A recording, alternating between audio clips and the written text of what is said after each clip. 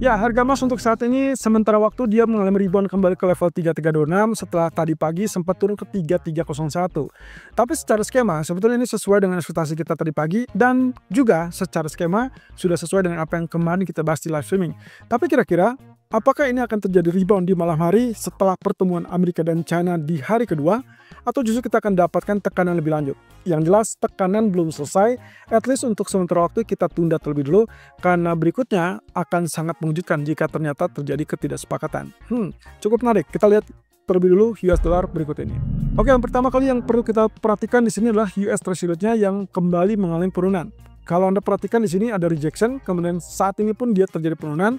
Artinya ada sedikit pesimisme yang berkembang di pasar terkait dengan kemungkinan kesepakatan bisa terjadi di malam hari nanti. Nah, kalau misalkan lihat seperti itu ya berarti otomatis ini akan mengalami penurunan kurang lebih sampai setinggi atau sampai ke level terendahnya dari candle bullish yang sebelumnya ya. Jadi kalau lihat dari situ berarti agenda berikutnya adalah kemungkinan penurunan ke 4,33% untuk US Treasury-nya dan kemungkinan yang terburuk juga dolar atau US dolarnya mungkin kita akan lihat penurunan di sisi ini. Nah, tapi sampai saat ini kan dia masih sideways ya. Jadi kemungkinan kita baru akan lihatnya di sore atau malam hari.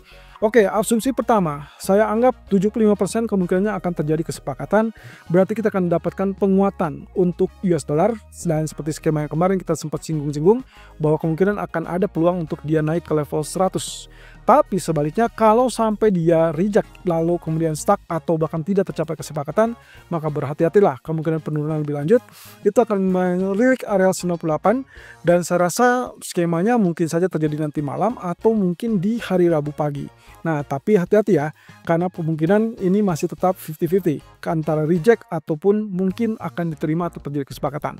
Nah, but anyway, ada pola tertentu yang mungkin masih bisa kita andalkan, yaitu kaitannya misalkan ini terjadi kegagalan, bukan terjadi double bottom, maka kemungkinan yang mungkin kita akan lihat nanti pergerakannya adalah lanjut untuk potensi penurunannya. Nah, jadi ini masih bisa terjadi teman-teman. Terutama kalau misalnya kita kaitkan asumsinya adalah market sudah mengantisipasi terkait dengan kesepakatan. Apalagi kalau misalkan tidak terjadi kesepakatan ya.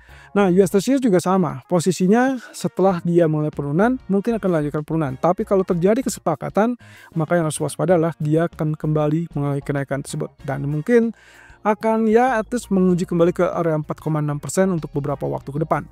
Nah, tapi jangan lupakan juga bahwa setelah itu kita di hari Rabu malam akan ada hambatan dari data inflasi. Well, of course, semua masih bisa terjadi pembalikan ataupun bahkan kelanjutan, tergantung dari dua peristiwa yang secara beruntun akan menjadi fokus perhatian market. Keputusan atau kesepakatan dari pertemuan Amerika dan China nanti malam dan data CPI Amerika besok malam. Nah, sementara itu kalau kita lihat dari pound sterling, ini persis dengan apa yang kemarin kita bahas juga di live streaming dan juga terkait dengan kemungkinan potensi yang kita lihat dari sisi double top. Oke, kalau begitu penurunannya sampai terjadi dan kita mungkin harus melirik atau berhati-hati dengan zona 1.3420, 1.3440. Kalau misalkan kita inginkan ini double top, maka kemungkinan yang paling sangat-sangat dinantikan adalah penurunan atau penembusan di bawah neckline, dan neckline adalah 1.3420-an. Kalau itu terjadi, Anda boleh pertahankan sell, sehingga kemungkinan target berikutnya adalah mungkin 1 atau 2 hari ke depan kita akan melihat penurunan lebih lanjut ke 1.3260. Tapi untuk hari ini, mungkin penurunan tersebut akan terhambat karena di grafik H4-nya kalau saya lihat yang paling potensial adalah 1.3420 sebagai neckline tadi di grafik daily. Sementara itu adalah target dari falling wedge atau rising wedge yang sudah confirm tembus dan juga sempat pull up ya. Nah, berarti kalau misalkan dia terhenti di zona ini, maka asumsi saya kemungkinan akan terjadi sedikit pantulan, tapi tidak perlu khawatir karena concern utamanya adalah strong dollar yang masih bisa berlanjut sehingga nantinya dia akan kembali mengalami penurunan. Jadi target yang paling memungkinkan kalau sampai 1.3420 tertembus berarti akan lanjut penurunan ke 1.3360. Nah, sebaliknya, kalaupun misalkan ternyata tidak terjadi kesepakatan atau bahkan US dollar mengalami pelemahan kembali, maka hati-hati setelah dia mengalami penurunan yang signifikan, maka kalau sampai terjadi pembalikan ke atas, hati-hati kalau sampai dia tembus kembali di atas 1.3560. Anda hanya disarankan untuk mengubah strategi menjadi buy kalau betul-betul confirm terjadi pembalikan di atas 1.3560. Selain 1.3560, maka ini masih tetap dalam jalur penurunan. Sehingga kemungkinan saya tidak menyarankan Anda untuk segera atau terlalu terburu-buru merubah strategi menjadi buy. Nah, sementara di sisi lain crude oil masih tetap dalam megaphone. Status megaphone sudah tembus dan kita sudah lihat di sini sempat terjadi penurunan sedikit, lalu kemudian dia lanjutkan kenaikan dan saat ini menguji area resisten dari historical price $65. Nah, selanjutnya kalau lihat di sini kita asumsikan saja begini, teman-teman. Kalau misalkan kita asumsikan secara teori bahwa inilah bullish, maka bullish tersebut harusnya akan setinggi bagian ini. Dan ini berarti tiannya, dan ini corong ataupun megafonnya, berarti kita ambil ini adalah targetnya di sini. Ya, terlepas dari itu, kalau misalkan ingin presisi, ya berarti kita ambil saja garis dari sini. Saya ambil tarikan dari sini, lalu kemudian saya imbangkan di situ, dan akhirnya saya pindahkan ke sini. So, jelas di sini target $70 sangat memungkinkan, sangat potensial untuk diraih untuk 1 atau 2 hari ke depan. Terutama kalau misalkan ada kesepakatan dari Amerika dan Cina, sedikit pemulihan, sedikit optimisme pada pertumbuhan ekonomi, sehingga akhirnya pertumbuhan permintaan juga akan relatif optimis. Nah, tapi ada angka tengah yang mungkin harus diperhatikan, yaitu area historical price akan ada di $68. Jadi optimismenya gini, kalaupun misalkan terjadi penurunan, maka swing low itu adalah kesempatan untuk lakukan buy, kemudian lanjutkan kenaikan sampai 66 atau bahkan ke 68.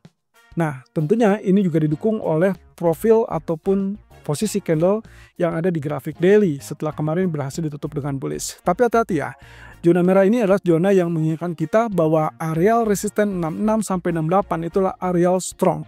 Resisten yang kemungkinan bisa saja terjadi rejection. Jadi hati-hati kalau sudah sentuh 66 atau bahkan 68.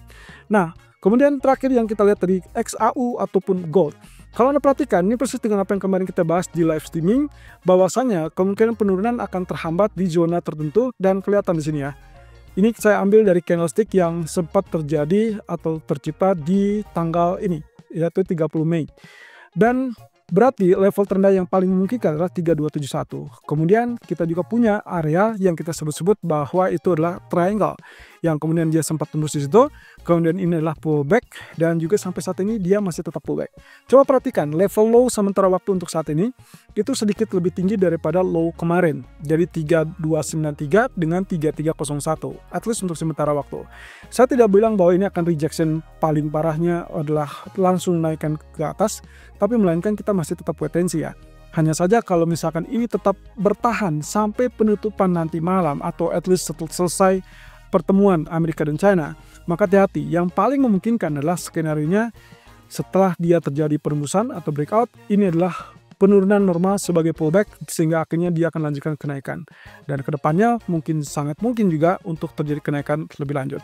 Oke, berarti preferable 3292 sebagai level support kuat atau 3271 sebagai potensi target penurunan kalau terjadi kesepakatan Amerika dan China. Nah, perhatikan di grafik 4. Ini juga kemarin kita bahas terkait dengan potensi double bottom. Ya, kemudian juga terjadi penahanan atau pertahanan yang sangat efektif di zona orange. Ini juga sudah kita tandai dan so far so good ya, terjadi pantulan. Cuman pertanyaannya adalah apakah dia akan tembus 3338 apa tidak. Kalau ini tembus, Anda boleh switch strategi menjadi buy dengan alasan bahwa double bottom confirm, kemudian target kenaikan adalah sesuai dengan ketinggian bottom, sehingga itu akhirnya akan mendorong dia atau berpotensi mendorong dia sampai 3360 ataupun 3370-an. Nah, tapi kalau misalkan 338 tidak ditembus, maka concern kita berikutnya itulah potensi dari yang kita sebut atau kita khawatirkan sebagai bearish rectangle. Kalau ini terjadi, Anda masih bisa tetap melakukan sell seperti kemarin 3328, 3330 atau bahkan paling tinggi itulah 3335. Ya, dengan catatan stop loss harus dipasang dengan asumsi takutnya dia akan tembus di atas 338 dan itu berarti mengkonfirmasi terkait dengan strategi ataupun potensi double top ya atau bearish rectangle. Oke. Kemudian juga yang perlu kita lihat di sini grafik H1-nya. Tadi pagi kita sudah dapatkan penurunan dan target pagi-pagi sudah selesai ya dengan asumsi 3301. Walaupun Anda lihat ini adalah lebih tinggi teman-teman, berarti ini juga masih tetap kita bayangkan dua hal. Pertama, kalau kita asumsikan bahwa bearish flag yang terjadi tadi pagi itu sudah confirm saat dia terjadi penurunan atau penembusan ini, maka kenaikan saat ini adalah bagian dari pull up ataupun retest resisten. Sehingga untuk saat ini, kalau kita asumsikan bahwa ini bearish flag, saya masih tetap pertahankan skema sell. Untuk kemungkinan dia lanjutkan penurunan tersebut. Ya, jadi breakout, pullback atau retest resisten, dan lanjutkan penurunan. Nah, sebaliknya, agenda yang kemarin kita sempat singgung adalah kaitannya dengan potential double bottom. Ini yang terjadi. Kalau misalkan saya asumsikan bahwa bottom yang kedua itu lebih tinggi, maka neckline yang mungkin terjadi adalah neckline yang miring seperti ini. Dan itu berarti kalau misalkan kita gunakan neckline yang miring, maka Anda tinggal gunakan trendline baru. Saya ambil saja dari sini. Posisinya kurang lebih seperti ini. Dan kita akan lihat neckline yang mungkin sangat bisa untuk dipertimbangkan adalah zona ini. Nah, kalau misalkan ini ternyata terjadi kenaikan, maka bukan 338 untuk switch strategi menjadi buy, melainkan saat terjadi penembusan di atas 3342 ataupun 3345. Artinya, kalau memang ini diinginkan atau diharapkan terjadi double bottom, maka pastikan dia tembus di atas 3345 untuk melanjutkan kenaikan sesuai dengan ketinggian dari double bottom. Well, as long dia nggak tembus, ya artinya kita masih tetap sell seperti tadi.